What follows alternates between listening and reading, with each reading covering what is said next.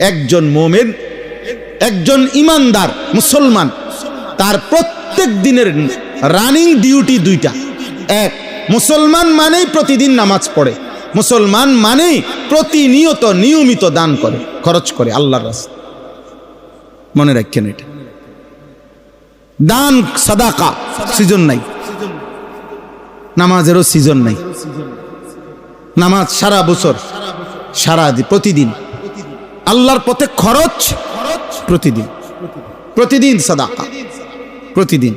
যখন বছর শেষে জাকাত আসবে জাকাত দেব, জীবনে যখন একবার হজ ফরজ হবে হজ করব, বছরে প্রতি বছর একবার যখন কোরবানি ওয়াজিব হবে কোরবানি করব, আর প্রতিনিয়ত আল্লাহর পথে নফল সাদাকা করতে থাকবে।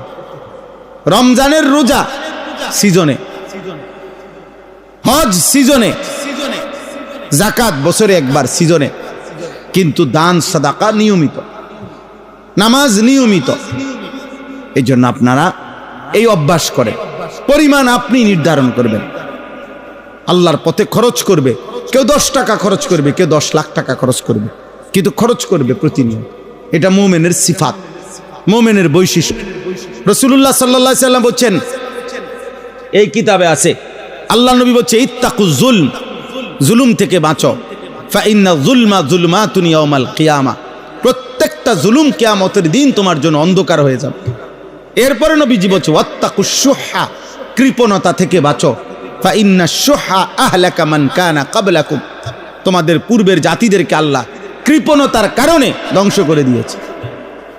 আপনি খরচ করেন, আনফিক উনফাক।